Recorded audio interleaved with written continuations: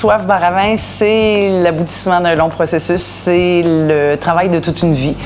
J'ai été une trentaine d'années en restauration, j'ai toujours chéri l'idée d'avoir un jour mon bar à vin. Je me suis passionnée très vite dans le métier pour le vin, donc d'où l'idée d'un bar à vin plutôt que d'un restaurant. Et puis c'est mon métier, la sommellerie, le vin, donc c'est mon bébé qui voit finalement le jour en 2014. Mes principales sources d'inspiration pour Soif, ça a été des bars à vin un peu partout dans le monde. J'ai eu l'occasion de beaucoup voyager à la découverte de vignobles, mais aussi de bars à vin, de restaurants partout dans le monde. Aussi chez nous, à Montréal, à Québec, à Trois-Rivières, partout au Québec, on a d'excellents établissements, plein de gens qui se passionnent pour le vin. Donc l'inspiration vient d'un peu partout, mais je dirais peut-être avant tout de ma passion pour le vin.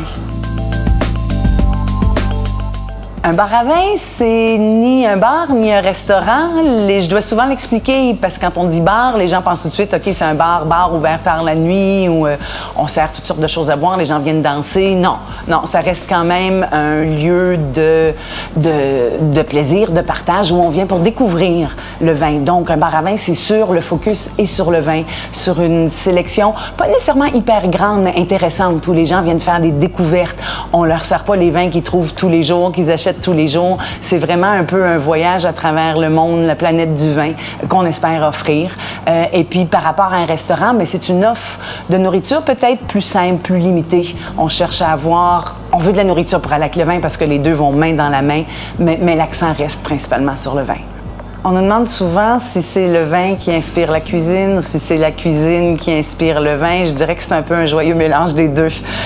On vise tout particulièrement à avoir des vins qui sont très polyvalents à table et d'avoir une carte de plats qui sont aussi polyvalents avec une grande variété de vins. On privilégie avant tout, et ça c'est un goût très personnel et ça reflète aussi celui de Nadia et de ce qu'on retrouve comme suggestion dans le guide du vin, ce que Nadia et moi on appelle des vins très digestes. Des vins qui sont faciles à boire, qui viennent nous chercher et qui ont cette grande capacité-là à se marier avec de nombreux plats à table. C'est difficile pour moi de choisir une seule région que je préfère. Ce que j'adore dans le vin, c'est sa grande diversité. C'est certain que je suis très vieux monde dans mes préférences. J'adore les vins français et c'est une grande partie de la carte ici, chez Soif. Mais plusieurs autres pays européens, et j'aime les bons vins partout. J'ai eu un énorme coup de cœur dans les dernières années pour la Grèce. La Grèce qui a des vins absolument extraordinaires, une immense variété de cépages autochtones qu'on ne connaît nulle part ailleurs, qui donnent tous des vins plus intéressants les uns que les autres. Beaucoup de variétés au niveau des terroirs aussi dans la Grèce. C'est pas seulement les maisons blanches contre la mer Bleue.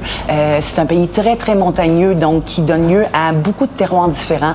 On y produit des vins rouges, des vins blancs, des vins de dessert, une grande variété de vins à partir de nombreux cépages qui sont vraiment indigènes à la Grèce et qui valent la peine d'être découverts.